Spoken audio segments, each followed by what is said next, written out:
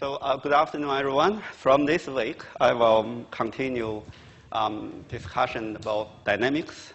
So I will look after 4 weeks, and then the last 2 weeks will covered by Sarah Barnes.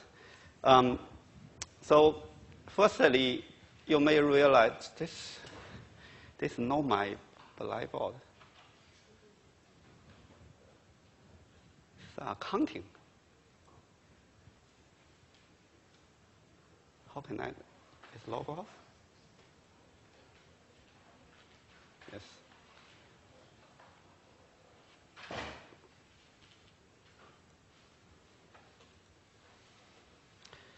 I upload something in the Blackboard system.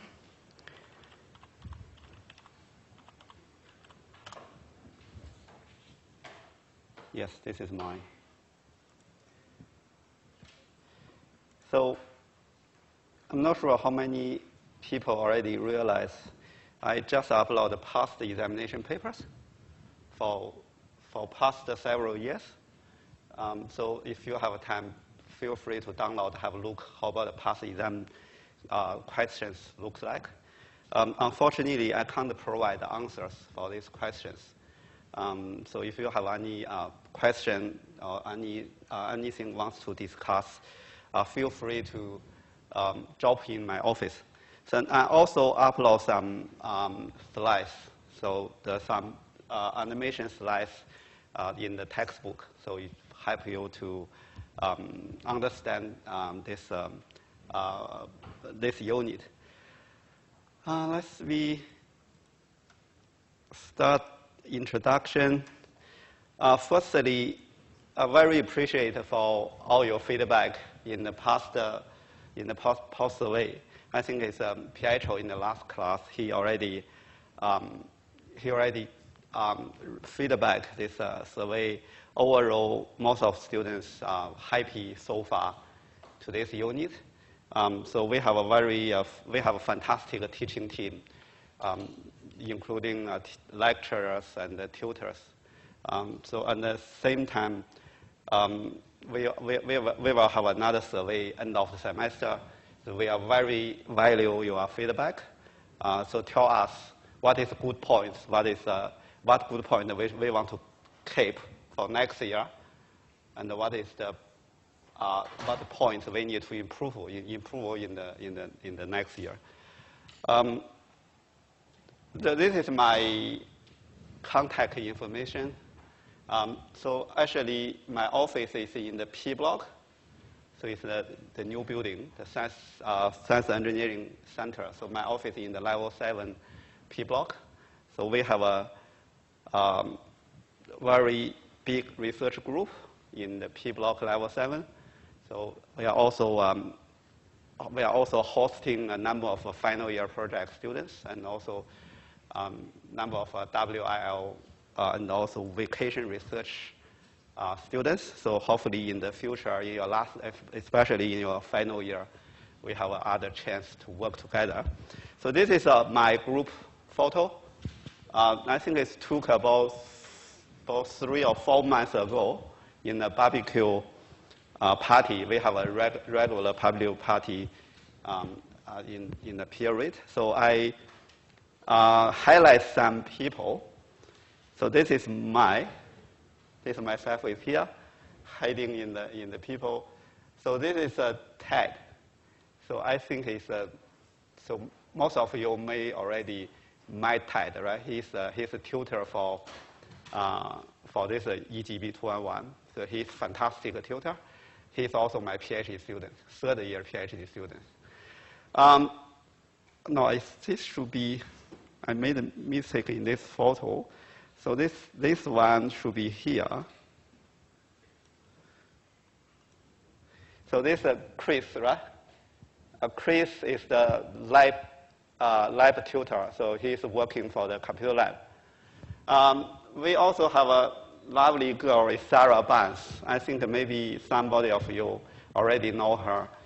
Sarah is also my 3rd year PhD student, and Chris is my 2nd year PhD student.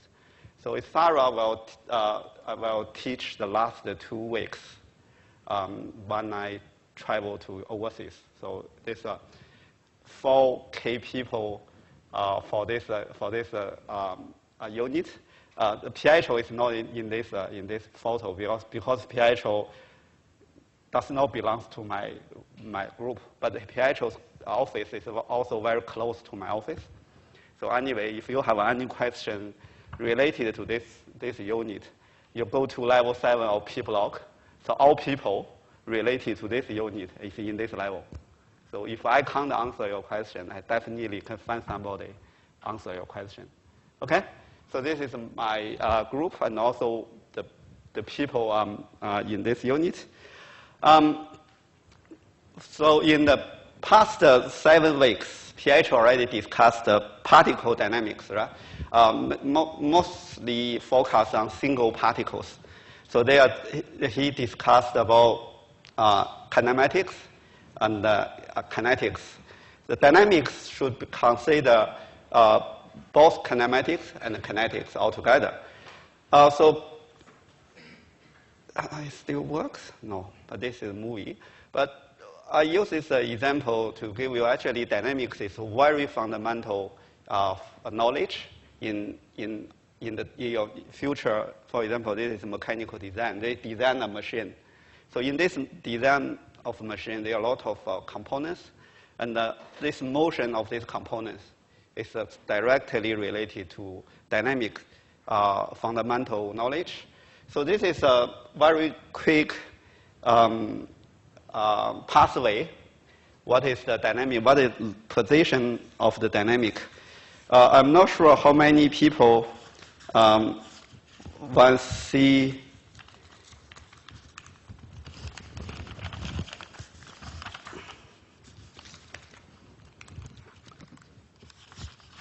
so this is actually our course pathway of mechanical engineering.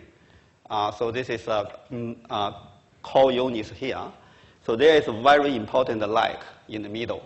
It's dynamics leg. So the dynamics leg is here. So if we sorry, I use mechanical engineering as an example. So if we consider mechanical engineering, so we have majorly we have two legs. So one is a solid mechanics, so it's solid part. So for example, this is solid. Another part is fluid part. Fluid mechanics, fluid dynamics, thermodynamics. So there's second leg. There are a lot of units and subjects is in the fluid mechanics part. So that's not our focus in this unit. And for the solid part, so we have a statics, right? So we have statics units, we have dynamics units. So statics units, I think, in the future, you will two subjects. One is the stress analysis, one is the stress of materials. So this is two in the future units for statics. And before that, there is also fundamental unit for solid mechanics. It's called engineering mechanics, right? This is in your first year unit. And then the dynamics is here. So this is EGB 211. So you can see after the dynamics, after this unit, there are a number of advanced units in the mechanical engineering. So one is the machinery dynamics. It will be your third year unit. It's EGB 321. It's dynamics of machinery. So this directly rely on the knowledge we learned from this unit. And also, this also Pietro's unit. So Pietro also teach another unit in the fourth year. So the fourth year unit is called vibration and control. So this is also directly fully relay on the knowledge we have learned in dynamics. So from this point of view, the EGB 211 is in the center of this whole course. So it's in the very center position. So this is why we put such more effort to try to develop a good unit for dynamics, because this is very important unit for your future subject, and even in your future, for example, mechanical design, there are a lot of units related to dynamics. So this is a lot of, actually in the real life, the daily life, or in your real job, it's real work. So there are a lot of dynamic knowledge you need to use. For example, this I'm not sure this work. So this is a real project we have done three years ago. So this is actually designed the portable barrier. So it's after the impact with the truck. So this is totally dynamics problems. So this is a real project that we have done, and this design of this portable barrier already commercialized. So it's already in the market. But a lot of knowledge in this design is dynamic knowledge. So I use this example to show you. So the dynamics is not only formula, it's not only some problem-solving question. So in our daily life or even in your future industry, we must use a lot of dynamics knowledge. So this actually is 3 years ago. This is a computer lab in the EGB 211. So this is a real computer lab problem for EGB 211. So it's to ask you simulate the impact between the truck with the barrier. So this is a quick review about the assessment structure in this unit. So we have 3 items of assignment. So firstly, we have 2. One problem-solving assignment is already due, right? So it's already due. I think it's Pietro and Ted are marking this assignment. And the second one is Compute Lab. It's due, I think it's in the beginning of October. So all these 2 assignments is 50% in total. We also have final examination. So the timetable is still not available for final examination. But based on my personal experience, usually the final exam for this dynamic is quite earlier because we have a relatively large class size. So usually our exam is in the early part of the examination session. So there are 2 very important statements here. So final examination is 50% in total. That's definitely significant and very important. So all final examination questions are from part 2.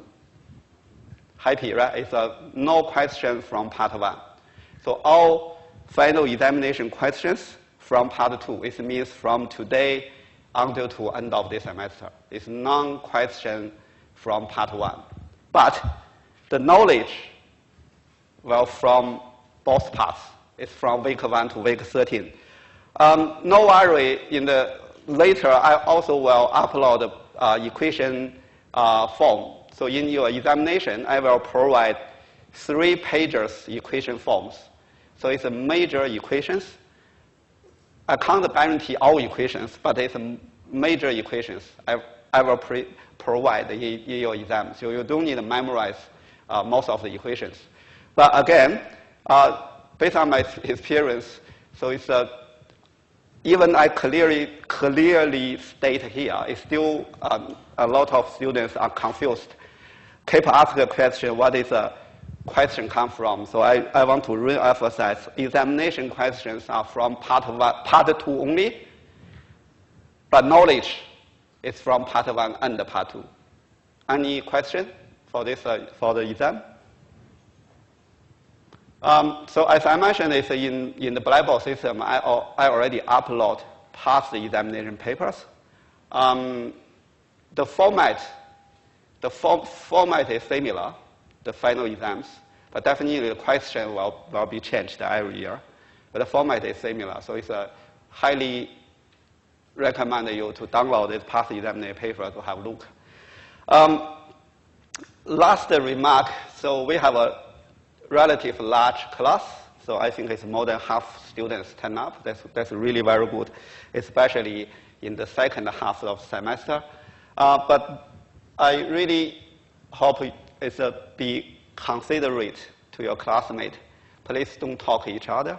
Definitely, if you have a question, raise your hand to feel free to ask me anytime. And try to, definitely very important, change your mobile phone to silent mode. The beautiful music is not for the class time. And also avoid keep in and keep out during the class. That's very disturbing to other people. And we will have a 5 to 10 minutes break between these 2 hours. So if you have anything need to do, so please use this break time. It's no use the class time. Before I move on, is any question? No? Good. So looks everything is clear. So let's move to this discussion.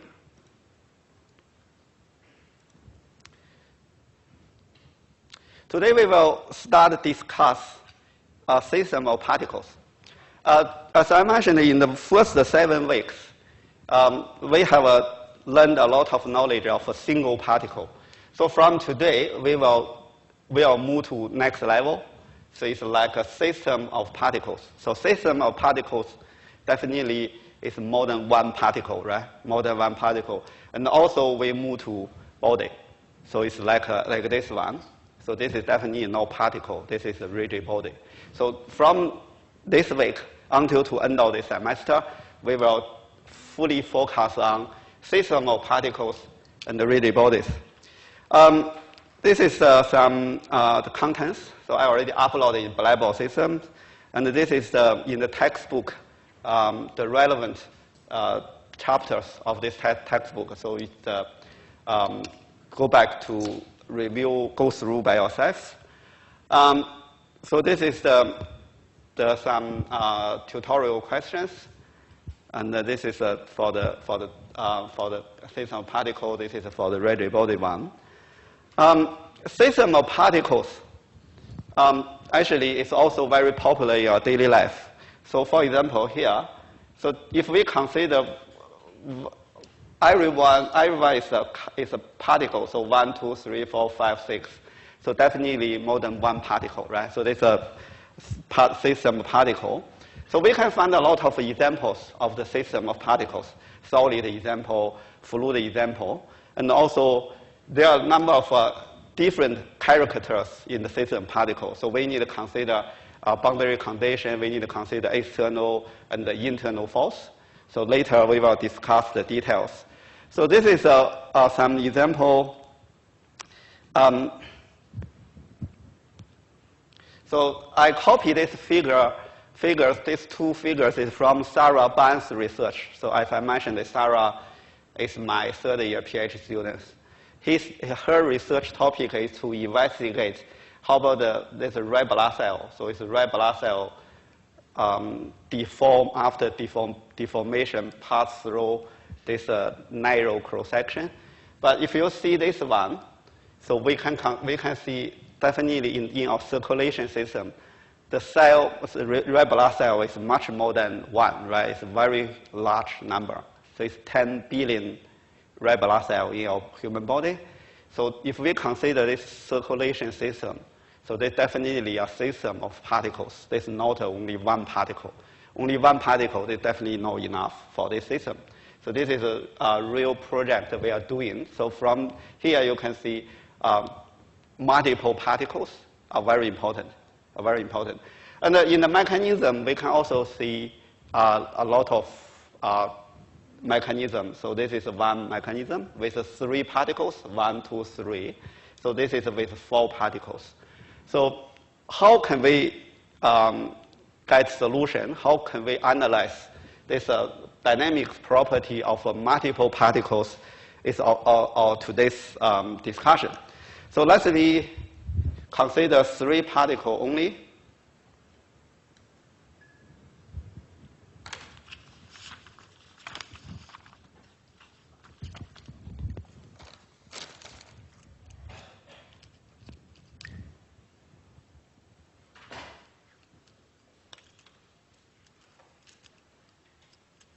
Here is my pen. Yes. Okay, so in our mechanism example, we have one example is a 3 particle to form mechanism, right?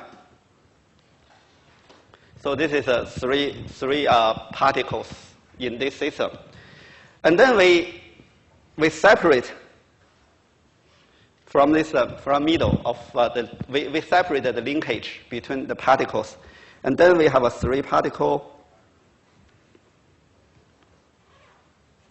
So we have a 3 separate particle, and then we give it the particle number. So for example, this is 1, particle 1. This is particle 2. This is particle 3. So we have this 3. Why is it no looks like red color? Okay, doesn't matter.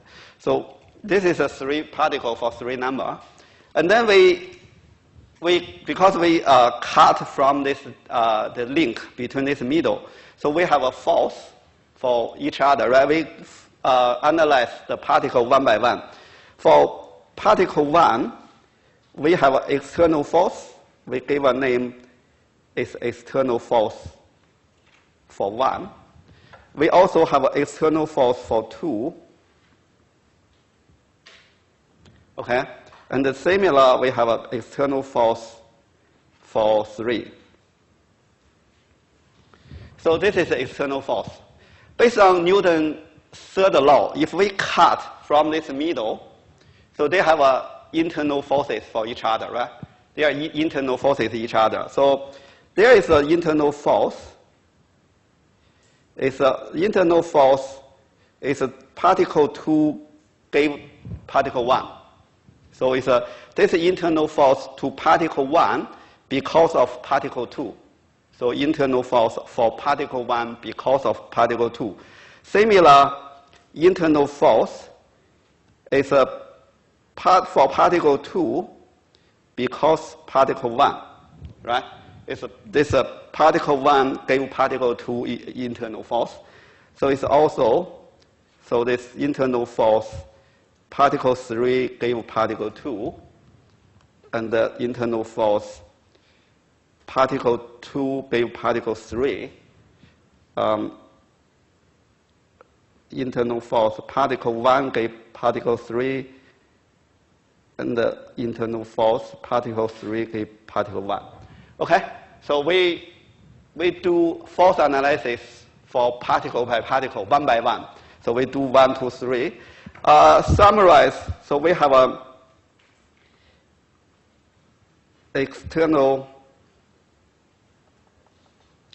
so we have external forces. So it's forces, external forces 1, external forces 2, and the external forces 3. So for this whole system, we have 3 external forces for each particle. And similar, we have an internal force.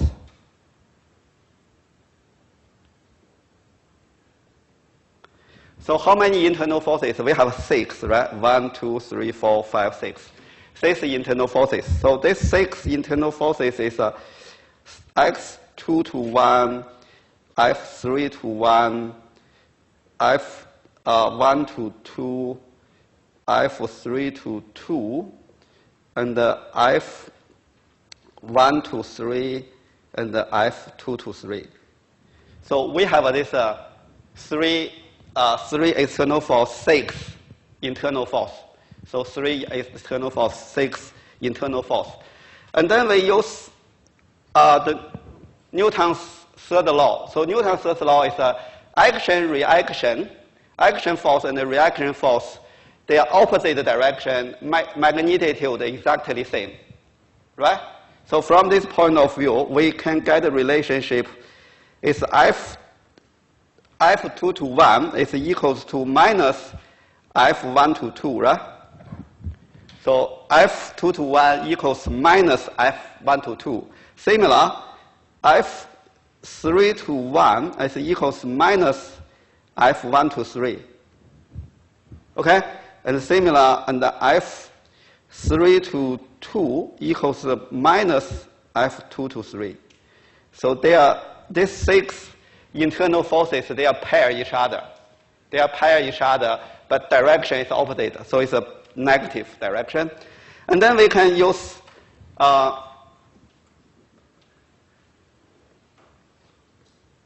Newton's second law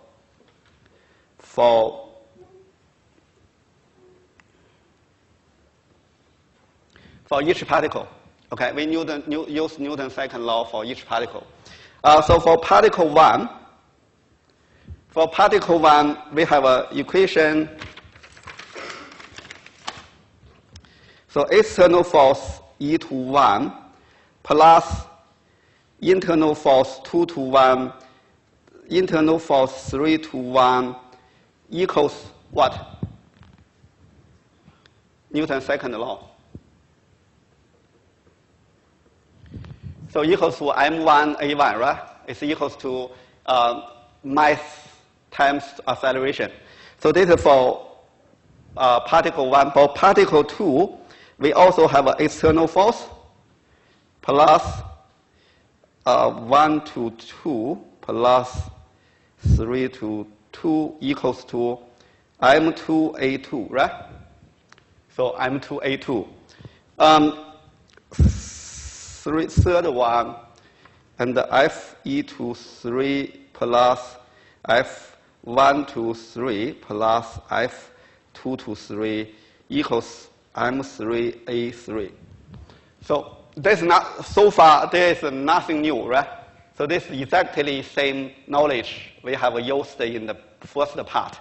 So for each particle, we use Newton's second law to get this force equation. And then we gave this equation number is 1, 2, 3. So we gave this equation number. And then we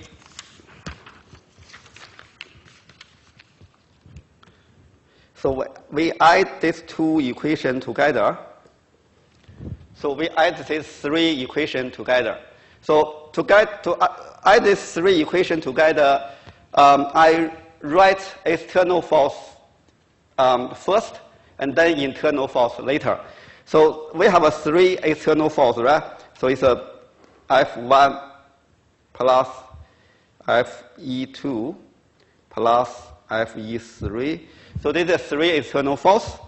And then we also have a sixth external force. So it's a F2 to 1 plus F3 to 1 plus F1 to 2 plus F3 to 2 plus F1 to 3, F2 to 3. Okay? And that equals to M1A1 plus M2A2 plus M3A3, right? So this just add these three equations all together. And then remember, we have this relationship. So we have this relationship. And then we can cancel some component. So which component we can cancel? So F2 to 1 is equals to minus F1 to 2. So these two canceled, right? So this is opposite action and reaction forces. And the red color, blue color, and green color. So we also have a F3 to 1 and the 3, 1, 2. These two can be canceled, right? So 3, 1 and 1, 3, they are opposite direction. And also we have a 3 to 2 can be canceled by 2 to 3. So what the conclusion we can draw from this equation? So if we consider system of particles, no matter how many particles we have, the internal forces eventually they all gone. It's no internal forces at all. So all internal forces are gone because the internal forces, they are pair each other. They are pair each other opposite direction, so they cancel each other. So there is no internal force at all. And then we can, from this equation, we can easily to get, finally the equation is like that.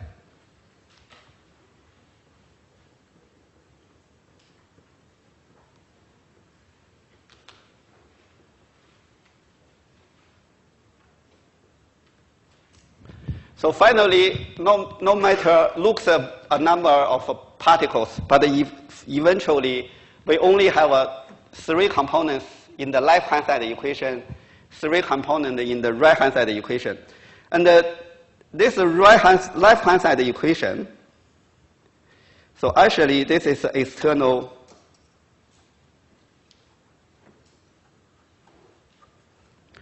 So left-hand side equation is the external forces, right?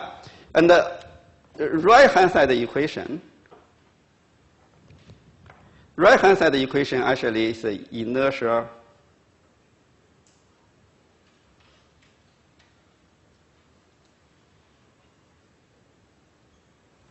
So right-hand side equation is the inertia forces. So it's exactly same Newton's second law, right? Newton's second law, F equals ma. So F is external force, ma is inertial force. So then we can simplify this equation like I equals 1 until to 3 is F EI. Okay, because I just use a summarization notation, and the equals to I equals 1 until 3 is MI AI, right? So MI AI. And this is for 3 particles. If we have n particles,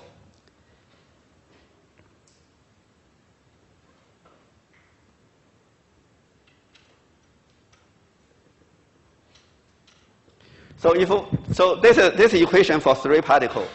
If we have n particles, what this equation looks like?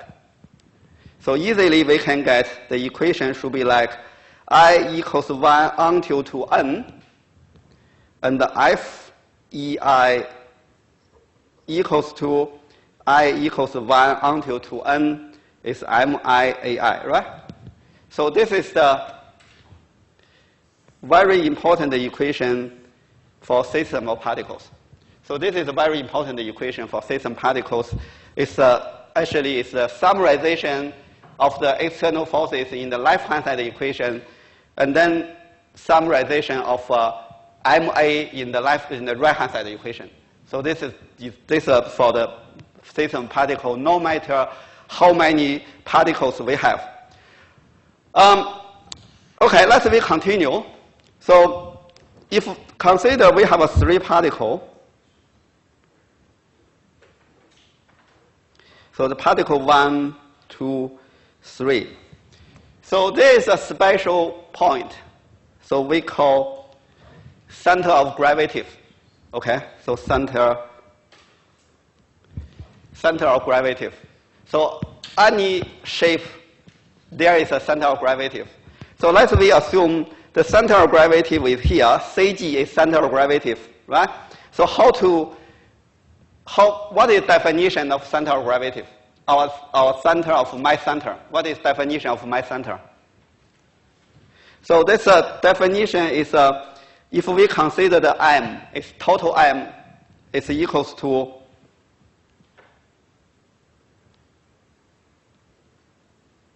so this is total M, total mass for this system. And the center of gravity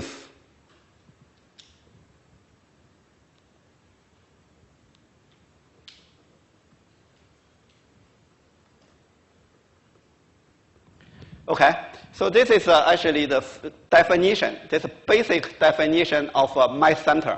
So the mass center is equals to mass AG is equals to all particle MA summarized together. So this is definition of mass center of the system. So if we have this definition, let's check this equation. So this equation in the right-hand side actually is equals to, I write here. So we have a particle system equation like this.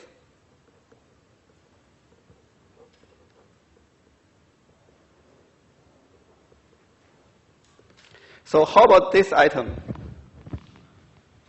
So this item is here, right? So this item is here. This equals to M AG.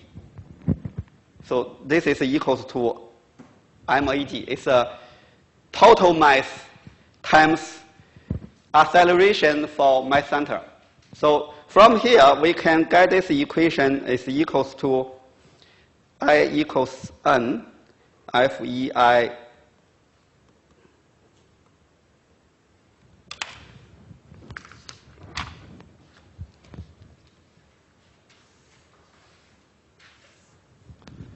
So this is another important equation. We have two important equations so far.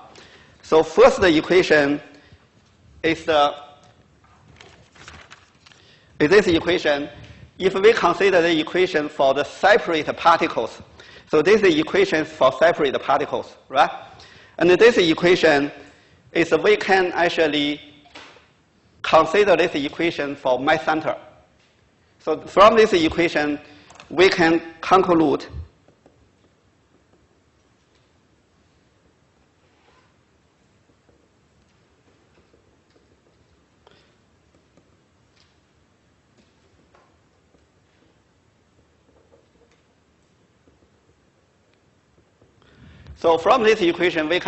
actually mass center is very critical. It's critical in the system of particle. So why we get this equation in the future, in our future analysis of bodies, we always deal with mass center. So when we get a solution for mass center, we almost done our solution. So when we have this concept, so following knowledge, we can directly use from the single particle. For example, we can also use a work and energy method. But remember, this work and energy method is for mass center. And also we can use momentum, angular momentum. It's similar formula we learned in the first part. We only focus on for the mass center. I know maybe somebody is still confused a little bit, so it's better to use some example. So let's use this example. Give you 1 minute, quickly go through this 3 naughty monkeys.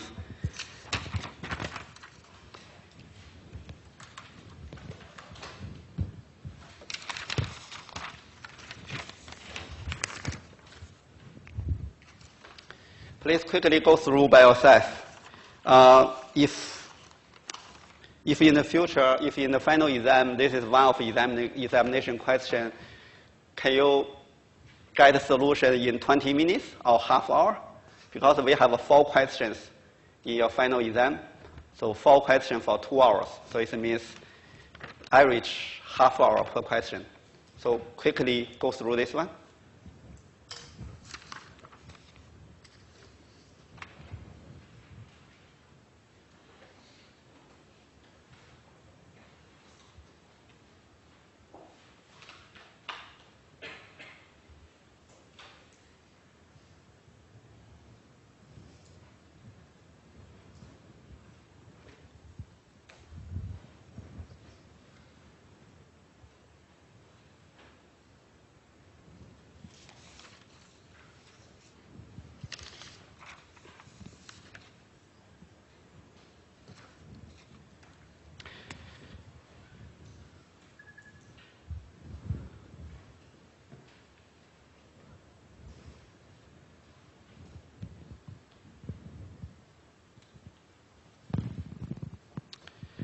Okay, so this looks an interesting question.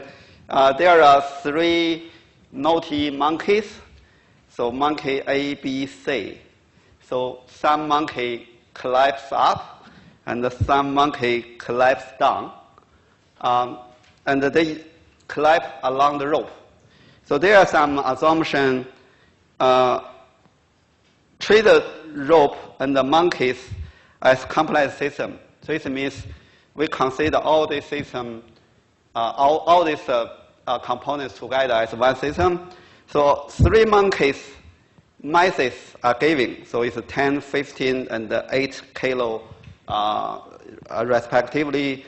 And the sum is climb up, B and C are climb up, and A is collapse down.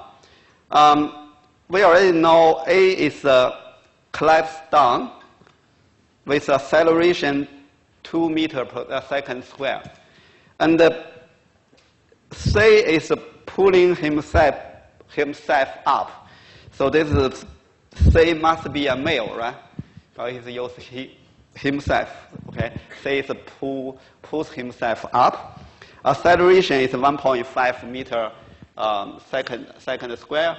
And the monkey B is also collapsed up with constant speed. So what is the meaning of constant speed? So constant speed means acceleration is 0. Right? Acceleration 0 is use the constant speed is up. So this is the total condition we have. And the first question, if we assume monkey is particle, so we just simplify the monkey is particle. So how many particles we have in this system? 3, definitely. We have 3 particles. So this is a typical system of particles. Because it's more than 1, there's 3 particles. So let's we work together to get this answer for this problem.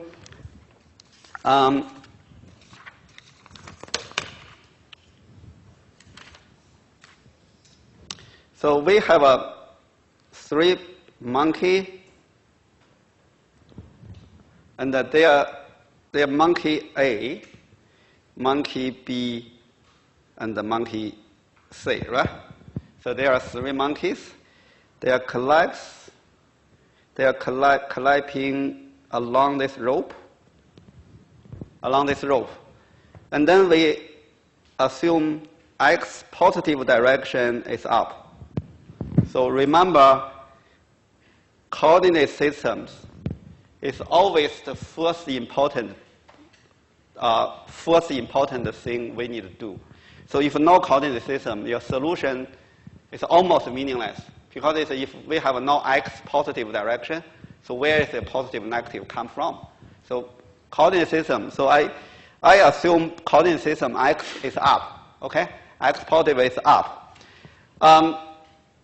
We know the rope in D, point D, they have tension, okay, tension force. We assume T is up. T is unknown, so we calculate T.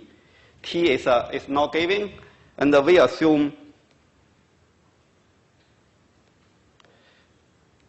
T is up. Okay, so you may challenge me, why is you assume T is up? Doesn't matter, you can assume T is down.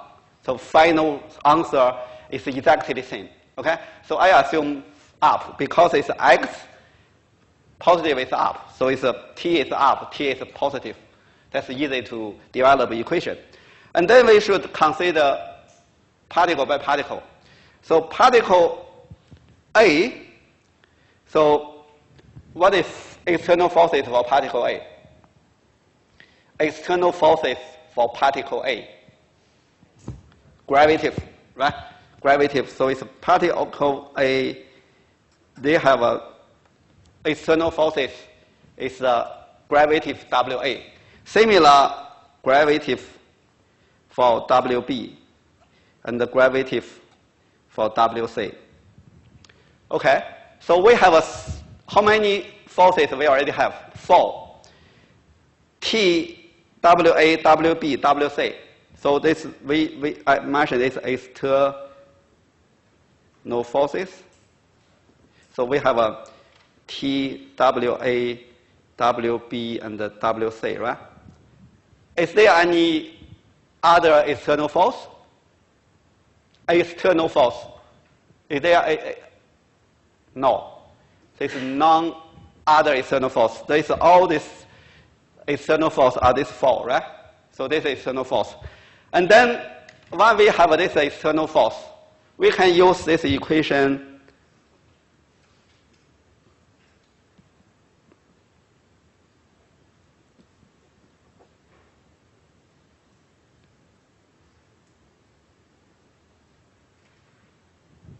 That's right.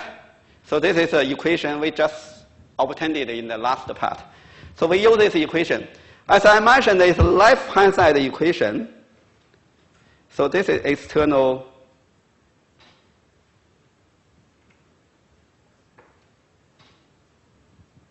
So this right-hand side equation is inertial forces.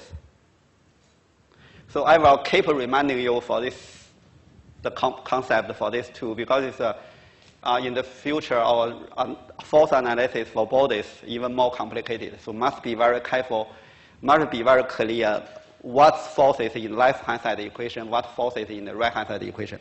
So in this equation, left-hand side equation are external forces, right-hand side equation is inertial forces. So as I mentioned, it's external forces, we have 4. So first one is T, right? First one is T. So second one, WA. WA is positive or negative? Yes, that's right. WA is negative because X positive is up, so WA is down. So this is negative. So from here, you may realize coordinate system is very critical. If not this coordinate system, we are difficult to determine this negative or positive. So similar, WB also negative, WC is also negative. And then equals M1A1 plus M2A2 plus M3A3. Okay? So let's check one by one. A is down, acceleration is 2. So it's A. So this is AA, right? So AA come down equals to 2. So equals 2. C is pull himself up. So C is pull itself up. So it's AC equals to 1.5. So how about AB? 0. Why is 0? Because AB, monkey B collapse use the constant speed. Constant velocity means acceleration is 0. So based on this equation, the condition, the number we give out, so we can rewrite this equation, minus. So M1 is given 10, minus 10 times 2, right? Because it's AA is going down. AA is going down, so it's minus. So minus. And 0. So M2A2, because A2 is 0, so the second component is 0. And A3 is up. A3 is up, so it's positive. So monkey C is 8 times 1.5, right? Times 1.5. And similar, at the same time, we know WA is equals to MAG. WB is equals to MBG. WC is equals to MCG, right? So these derivatives, this nothing new. So it's 3 derivatives we can calculate based on the math. And then finally, we can get the equation is T minus 10 times 0.81 minus 15 times 8.1 minus 8 times 8.81 equals to 10 times minus 2 minus plus 0 plus 8 times 1.5. Okay? So from this equation, it's only one variable here. So it's only one variable T, right? So from this equation, we can quickly calculate T equals to 3.16. No, not 3 point. 316 Newton. Okay? Positive. So what a physical meaning of this positive? So let's recall, actually we assume assume T is up, and then T finally is positive. So T finally direction is up. So it means the real T direction is same as our assumption. It's exactly the same as our assumption, so it's up. So this is why I mentioned it's a T you can assume either up or down. If you assume T is down, you will get negative, right? If you assume T is down, so you will get negative. Negative down, it still means up. It still means up. So from this point of view, if any component is unknown, you can assume this component is in the positive direction. And then you can get a real direction from your final calculation. Let's have a 5-minute break. And then if you have any confusion or question, feel free to come to have a discuss with me.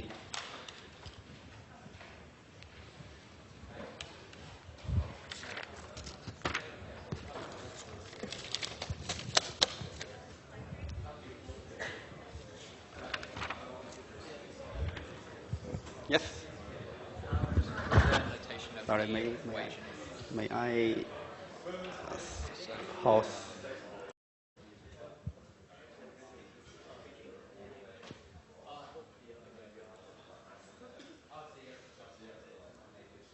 Okay, so we quickly discuss system of particles. So quick summarization is nothing new knowledge. There is no new knowledge at all. So it's all knowledge we have learned in the first part. It's still useful. It's still useful. So, but only remember we need to repeat for all particles, and then to make this all particle system. So this is one very good example. I like this example very much because it's very interesting example. And in the tutorial, we also have a couple of questions similar for the particles, the system of particles. And then hopefully you can have some understanding how to solve a problem in the system of particles. System of particles, let's assume if I have like a particle like this. So I'm not sure clear or not clear enough. I use document.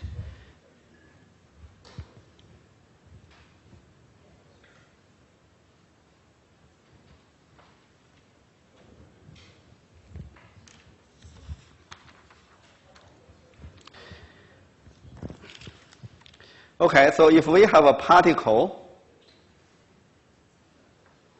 so if we have this number of particles, right? And then the particle link together with very solid linkage, and then they form a boundary. Form this boundary. So this is already a body, right? It's like this one. So this is already body. So this is our next discussion. Before I discuss, let's have a quick look. What is the relationship between particle and the body and the mechanism and then the machine? So if we start from single particle, right? We start from single particle. And this is part 1 discussion. And we consider systems of particles.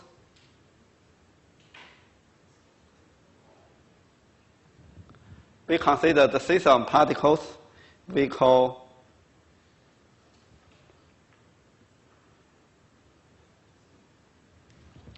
rigid body. So this is our part 2. No, this is part 1, sorry. This is part 2. Okay. And then actually, it's no matter how complicated system of particles, it's all start from single particles. So from single particle, and then form a group of particles and form a body, right? And then we move on. If we have multiple bodies, so we already have a single body, And then if we have multiple bodies, it's like this.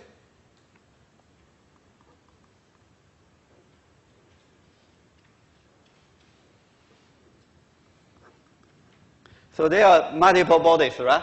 So this is how many? There's 3 bodies here. So 1, 2, 3, 3 bodies. So in the mechanical design, this we already call mechanism.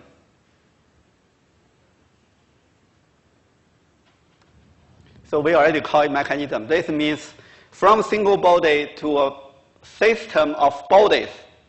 So mechanism actually is a system of bodies. So in the future, you have a EGB 321 will discuss the mechanism dynamics. It's called dynamics of machinery. So it's from single particle and then form particle system and then form a body and then to form a system of bodies. The system of bodies is already mechanism. So mechanisms, there are a number of typical mechanisms. So can be linkage, can be CAM, right? CAM is also a very popular mechanism. Can be gear train, right? Gear train is also. So we can continue, right? So if we have a mechanism, we have multiple mechanisms together. So if we have a system of mechanisms, what we can make? System of mechanisms. Machine, that's right. So system of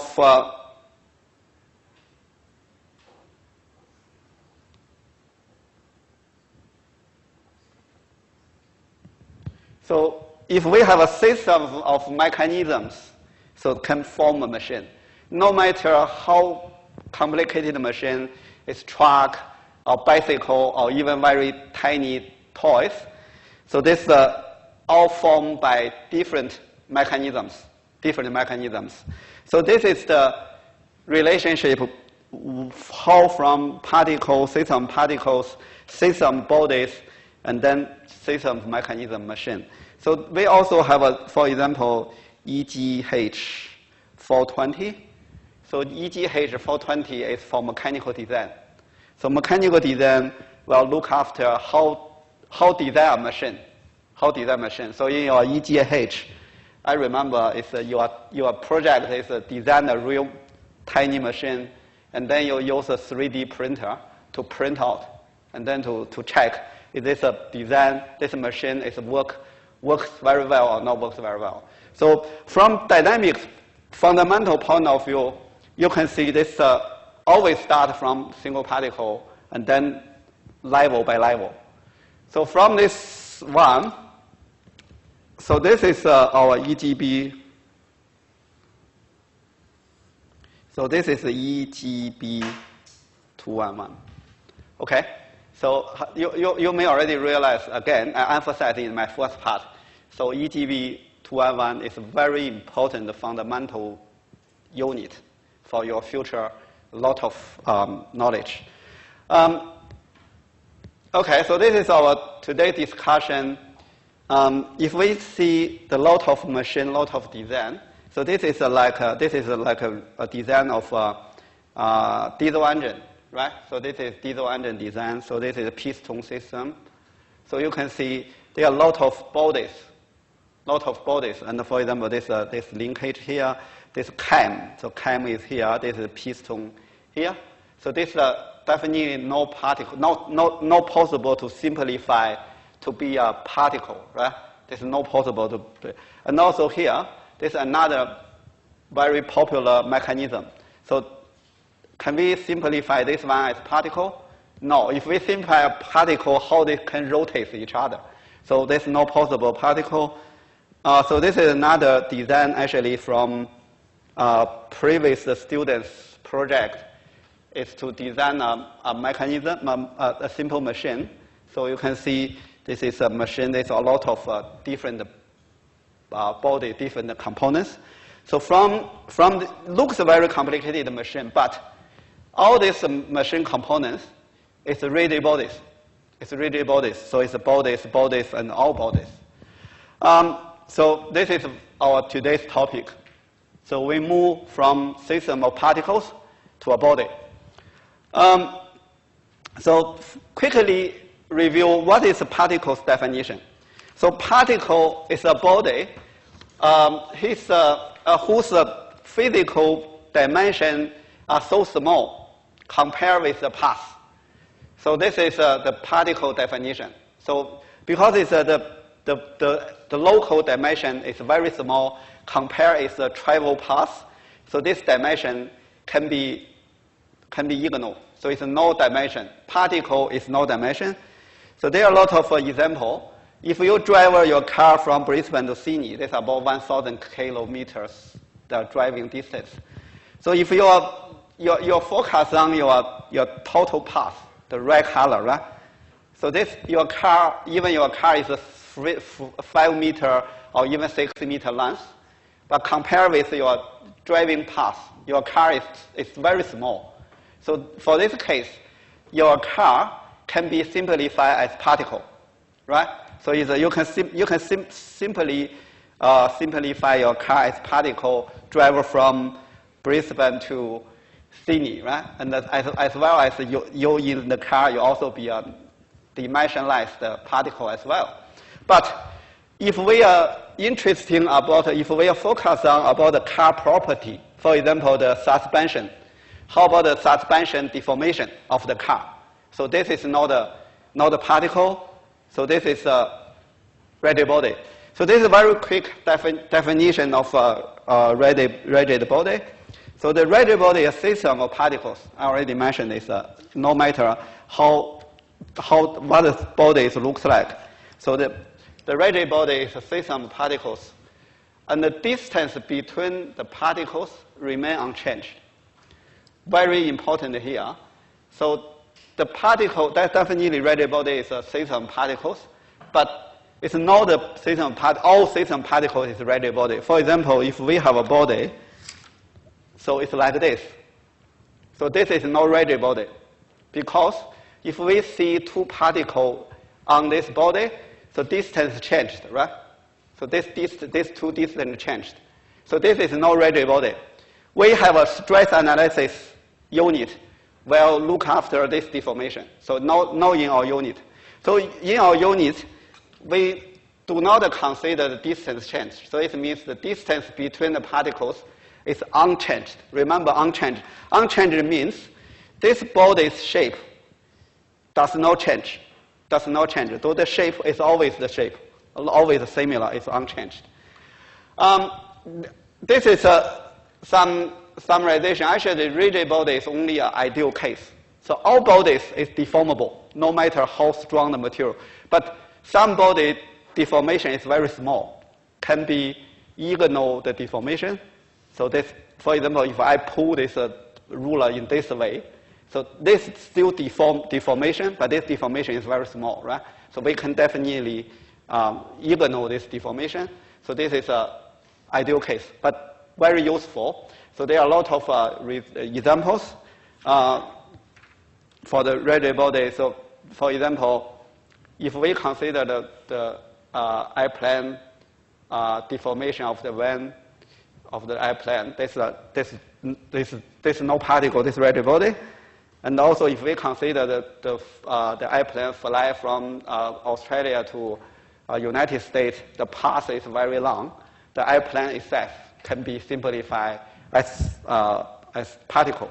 So, as I mentioned, this rigid body is very useful in mechanism. So there are a lot of mechanisms. It's all components.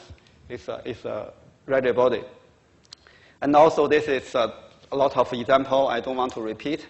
And actually, all these examples from previous students' projects.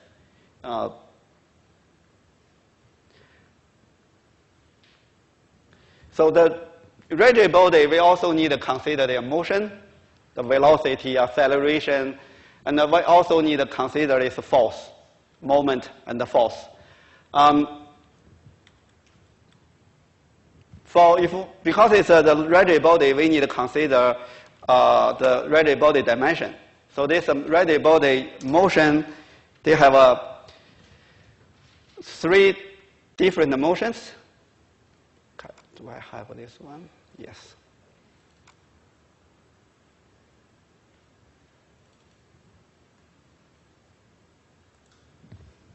So this is a slice I upload in the Blackboard system. You can download, run by yourself. So if we see this is a body, right? So this is a body, definitely a body. Firstly, the body motion can be translation. So this is one translation along the straight line. I run again. So this is one translation. So the translation means, so if we have one line on the body, so the line keep direction unchanged. Keep direction is unchanged. But the translation can be follow curved path. So this is also translation. So all this translation is similar as particle motion, right? It's similar as particle motion. It's like the motion is like this. So it's like particle motion. But in the rigid body, it's more difficult motion is rotation. So because we consider this body, so we fix one point, we can rotate, right? We can rotate that. So in the particle, there is no rotation. No rotation in particle, because particle has no dimension. So particle is no rotation at all. So it's only body has rotation. So this is why the body rotation is more difficult component in the motion. If we consider general motion, so the general motion of body usually combined by translation plus rotation. So translation plus rotation. So there are a number of examples in here. For example, if there are wheel, focus on the red dot. So the general motion is like this. So I run again. We can separate this complicated motion by translation and the rotation. So no matter how complicated, this is very complicated motion, right, for the red dot. But we always can separate into translation and the plus rotation. So this is a very important concept. So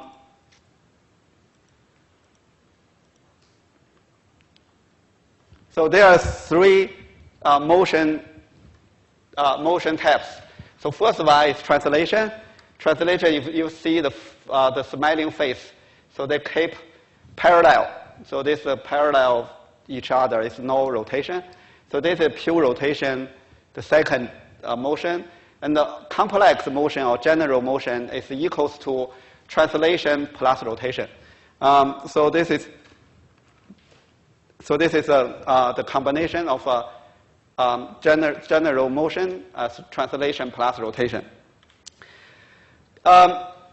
Very quick mini test. So as I mentioned, it's no matter how complicated of rigid body motion it is, the motion can separate to translation plus rotation, right? So let's check this mechanism. There is a hydraulic cylinder C here. So give the constant velocity V0 to negative direction. So it means A move to the left. A moves to the left. So A move to the left. So if A move to left, how about the B? B is up, right? B is up. So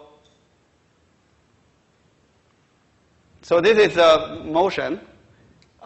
Black color is the beginning position, and the light blue color is the final position, right? So A move to here, and the B move to here. So if we consider this linkage, so this bar, the bar is become from the black color position to the light blue color position. So compare these two positions. This is not simple, right? This looks complicated. Can you give you maybe 2 minutes? Can you quickly separate this motion to translation and rotation? Try by yourself. That's a very important concept because in the future, the relative motion, we always need to use this separation. Give you 2 minutes.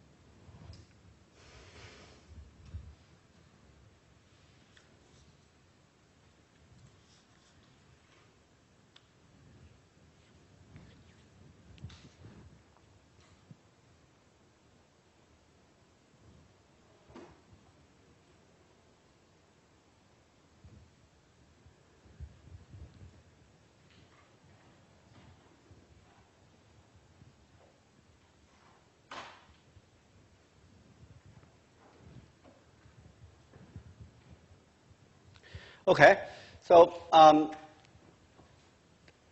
actually this is quite a fundamental separation. As I mentioned, it's from the beginning position to the final position. So we can separate it into two basic motions.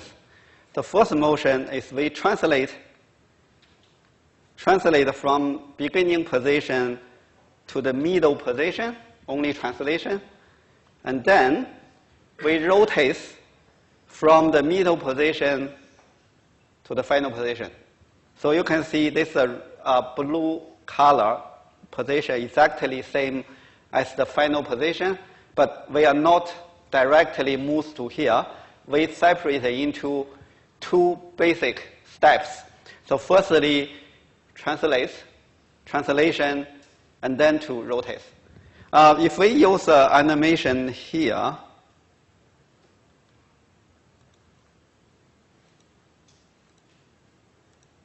so this one, so if we know the general motion is like this, but this little bit opposite direction, this sliding down, it's not sliding up.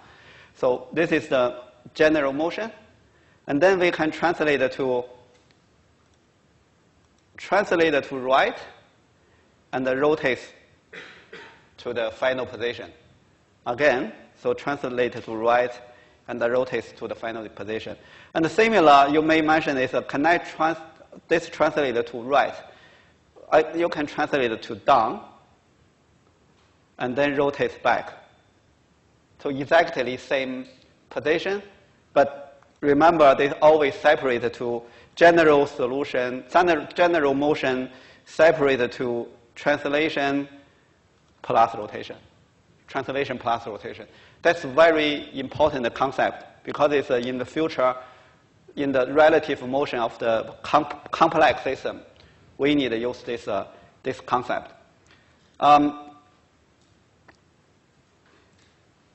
So we already discussed the general motion is separable to translation and rotation. And then let's discuss translation and rotation one by one. So translation is all points move on the same path. So can be specified by motion by any point in the body. So it's one point on the body can represent whole bodies. So this particle, right? So it's similar as particle. So this I mentioned the early study can help us to describe the translation. So it's nothing new for translation. Does this work? So as I mentioned, the translation path can be very complicated. So this is a translation. So this the path is very complicated, but it's still translation. This means translation does not always straight line. So sometimes can be curved line. So that's still translation. More difficult one for the body is rotation. So this is genius rotation here. So rotation is, there is no rotation in particle. Because the rotation, because particle, we do not consider particle dimension. So, but body has dimension, we need to consider rotation. So this is our following major discussion about rotation. Because it's a rotation, it's many confusion is from rotation.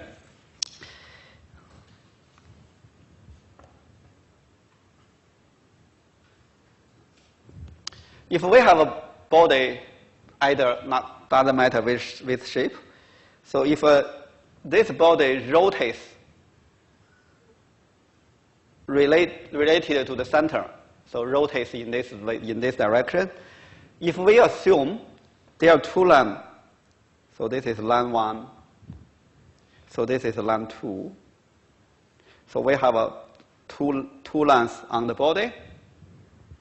Okay, we know their difference, their angle difference is beta.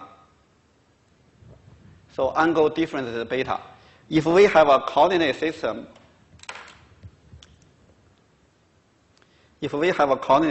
x is here, so we can have the angle for each line, this is theta 2. So this is theta 1. So this is theta 1. So we measure from coordinate system. So theta 1, theta 2, and we also know between 1 and 2, the angle difference is beta. So based on this definition, we know theta 1 is equals to theta 2 plus beta, right? Theta 1 equals to theta 2 plus beta. Again, let's recall definition of rigid body. What is rigid body? Rigid body means the distance between particles is unchanged. So distance between particles is unchanged. It means beta is always constant and unchanged.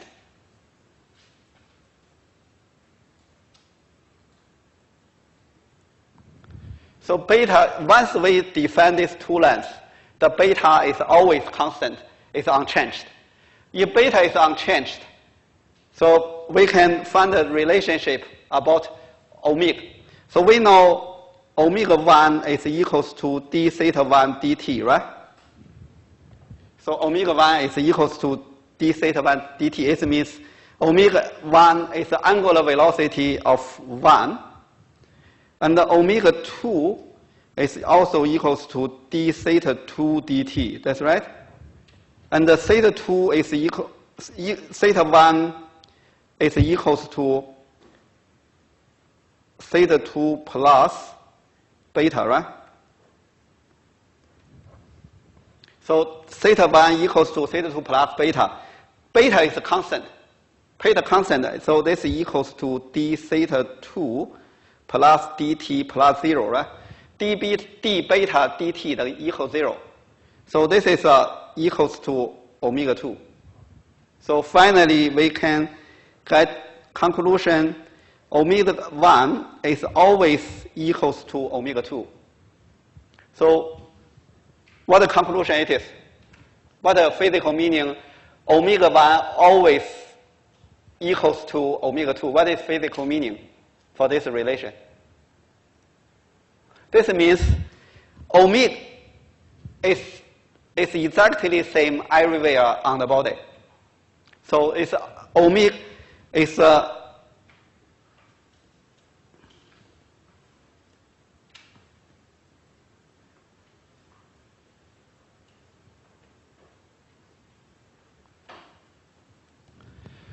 so if we consider rigid body, this is another important concept. Omega will be exactly the same everywhere on the body. So no matter you measure your omega here, omega here, omega here. So omega will be exactly the same.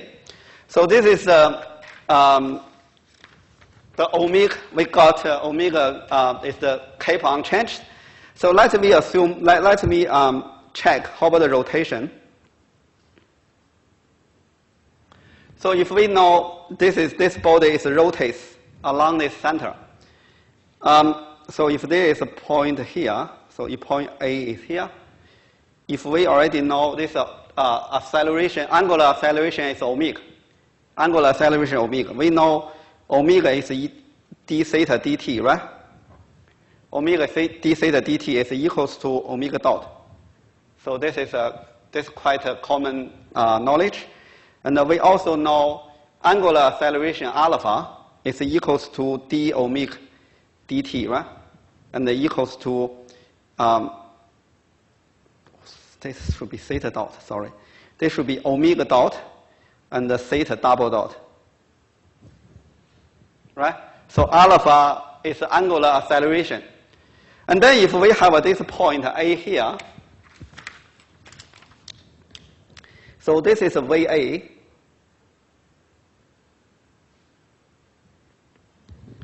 So this is VA, and the VA is always perpendicular to the center, right? To the path, no path. It's to the OA, yeah, to the OA. So VA is always perpendicular to the OA. And then how about the VA it is? VA is what?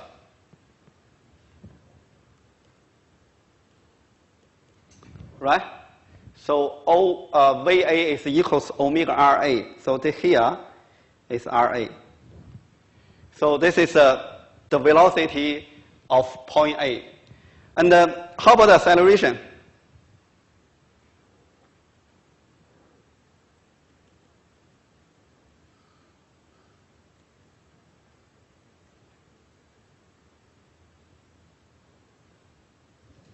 So let's we assume this body rotates with the angular velocity and the angular acceleration, so omega and alpha. And so we will have a tangential direction, acceleration, this is AT, right? So this is AT. And the acceleration, we have a second component, it's AN.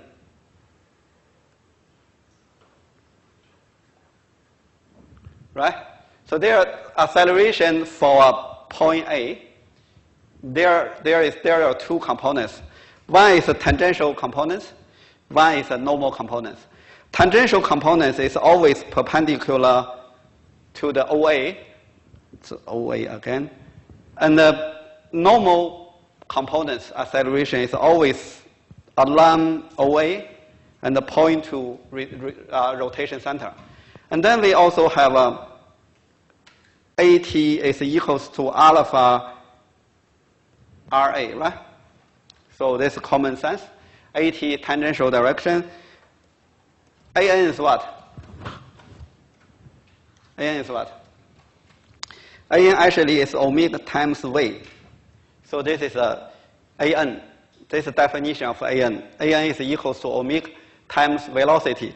And we know velocity is equals omega RA. So it's AN is equals omega times omega RA.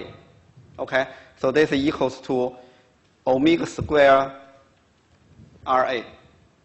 So this is a definition of the rotation. Definition of rotation. So this is the scalar notation. We can also use vector notation.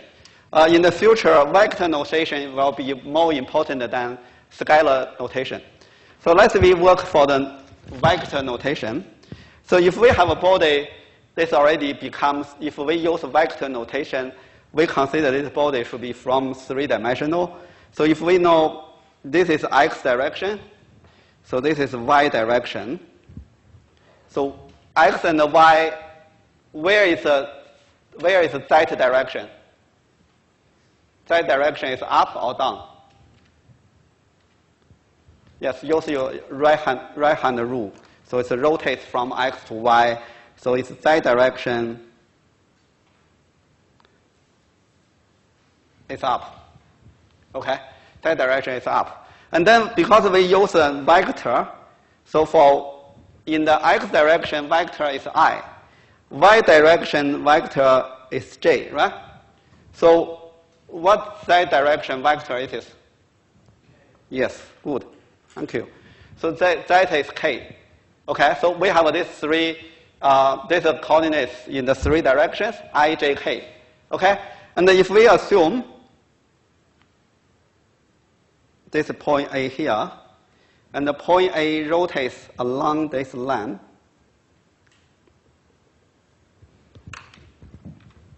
so this is a, so this is the path of A. So it's A is rotation along the center, okay, along the center. And then we know the rotation omega is here. So we use vector notation.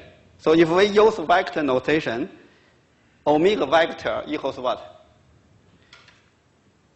Omega. In which direction? Omega. Rotates in here. So let's assume if I fix here, so it's yes. If I fix here, no, there's no color. I use my textbook. So let's we assume this textbook is body, right? I put here, if I fix in one point and rotate like this. So rotate like this. So it's omega should be in the vertical direction, right? So omega is in the vertical direction because its rotation is on the plane. Rotation is on the plane, and the omega is vertical. So from this one, we can get omega actually is omega in k direction. Omega in the k direction. Okay? So once we know the omega in the k direction, we also have a, so this is VA perpendicular to RA, and in the tangential direction of the path. So this is the path. So in the tangential direction of path, and then we can have a VA is equals to omega cross RA.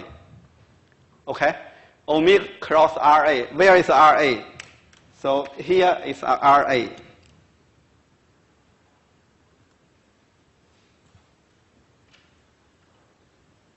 So here is omega. Omega is in the k direction. So omega in the k direction and RA. So VA is equals to omega cross R. So that's a little bit complicated in the mathematics. There's a cross product. So you may still remember how to calculate the cross product. So cross product is like if we have a vector A, if we have a vector B, right?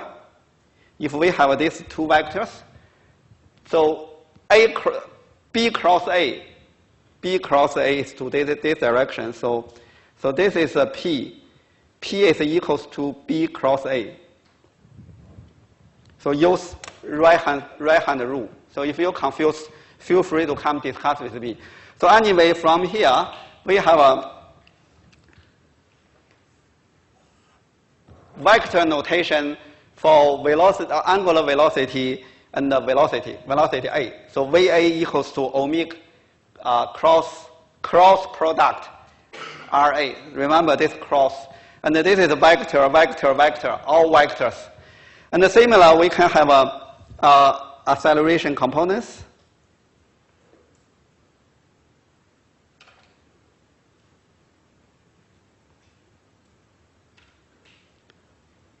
So this is a path, and this is omega is here.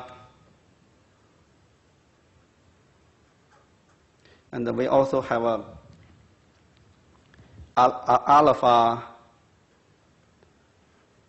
Alpha is also here because it's acceleration. We also have an angular acceleration. Then we can have a. So this is a tangential direction. So this is AT. And the normal direction.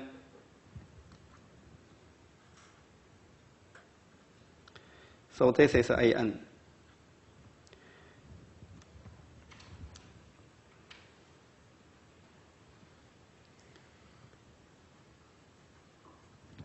So this is two directions. One is a tangential direction, AT. One is a normal direction, AN. So AT actually is easy. AT actually equals to alpha cross RA, right? So alpha cross RA. And the AN, as I mentioned, actually is equals to omega cross V, right? So omega cross V. And the V is equals to omega RA. So it's equals to omega cross R. Then finally, we can get AT equals to alpha cross RA. AN is equals to omega cross RA. Okay? So this is a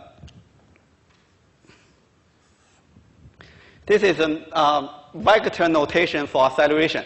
So acceleration also has three components. one in the tangential, one in the normal. And the tangential is alpha cross RA. Normal is omega cross omega R. So these three vectors cross product each other.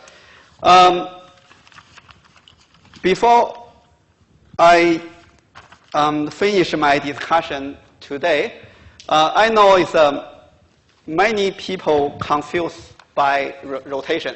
So you can see the rotation is more complicated than translation. So I would to share some my experience with you.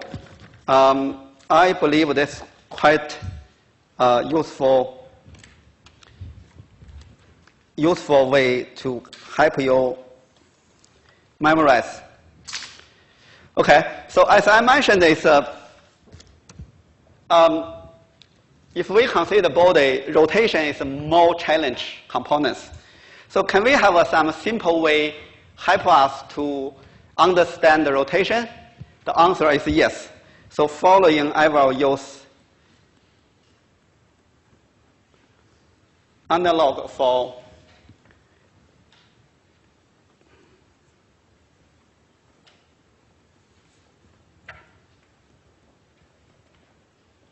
so as I mentioned, it's the major two major motions. One is translation, another is rotation.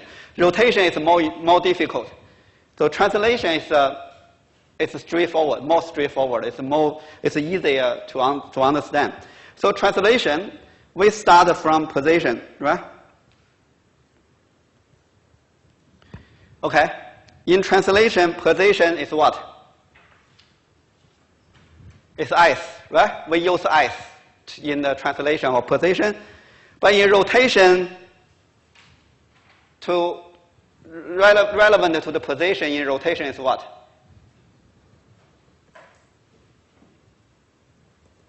It's angle. So angle, we use theta, right? So angle, we use theta. And then in the translation, we have a velocity. Velocity is equals to V equals to ds dt equals to s dot. Right? And then in relevant to the rotation is angular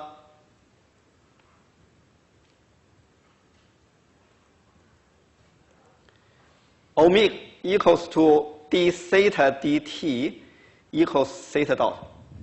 Okay, what you can find? Actually, the formulation are exactly the same. It's only replace S by theta. We can continue. So acceleration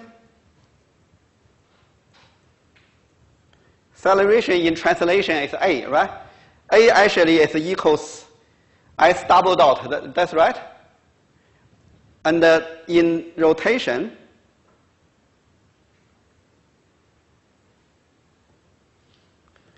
angular acceleration is what? Alpha, right? So alpha equals what? So A equals S double dot, alpha equals to theta double dot. Same formula. We can continue. If we have a force, in translation it's F. So how about in the rotation? So how about in the rotation?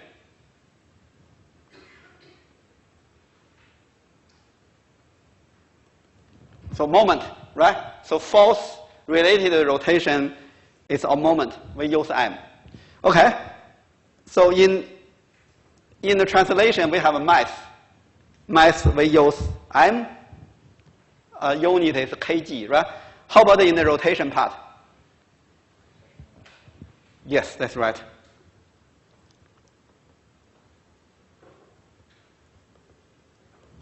So in the rotation relevant to mass, we have I. We have I. If we already have this relation, Newton's second law. Newton's second law for translation is F equals ma. That's right. And then can we also get Newton's second law for rotation?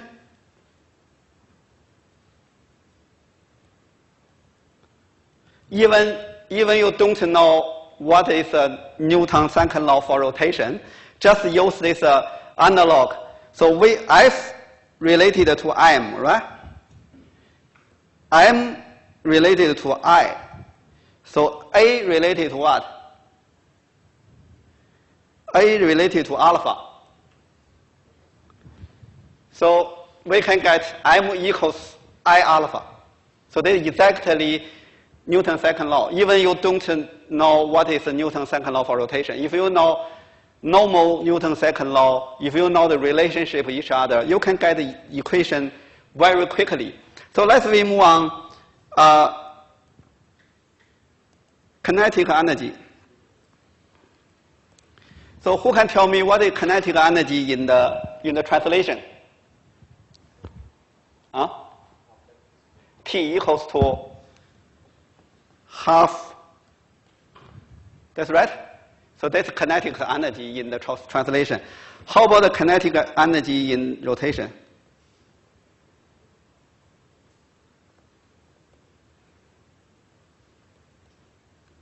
How about the kinetic energy in rotation? So we can use simpler way.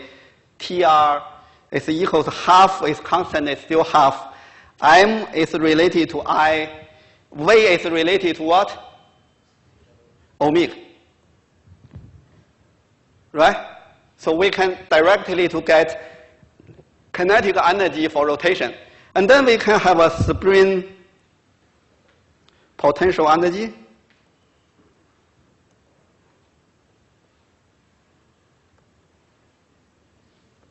So who still remember what is the spring potential energy it is? Half K delta X squared. That's right. So this is a spring potential energy.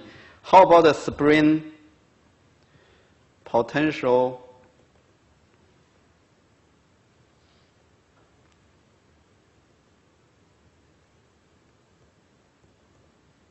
So how about spring potential energy for rotation? So let's we use VR, okay? So half, so the half is still half. So the K actually is the spring constant. So we still have a spring constant. And how about the delta X?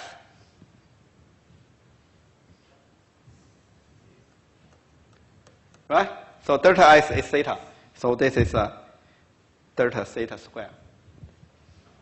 This is square. So you can see even the energy, they also relevant to each other. You may ask me a question, what is K? So in the real world, the K is not always constant.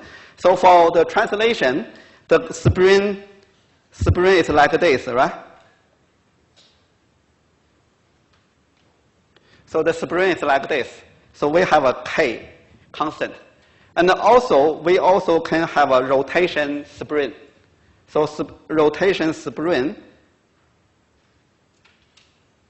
like this. So this is also K. So KR is related to theta. So this is like this spring. If you have a spring here, if you rotate like this, so this K is related to angle, right? It's related to angle. So this is a KR. I just use this one as an example. Actually, if you have a time, you can develop a very long list, compare each other. For example, I didn't repeat here. For example, linear momentum. So in translation, it's a linear momentum, right? So how about in the rotation? In the rotation, it's angular momentum. So in the translation, it's a linear momentum. In the rotation, it's a linear momentum. In the rotation, it's an angular momentum. So you can do all these things. So if you remember this, I would say the rotation is not that difficult. It's not that difficult. You just remember this relationship with the translation. You can have a very clear idea and the concept. How about the rotation? We have no time to discuss example. We leave this. I have two examples. We leave these two examples for next class. Okay. Thanks for your time. See you next week.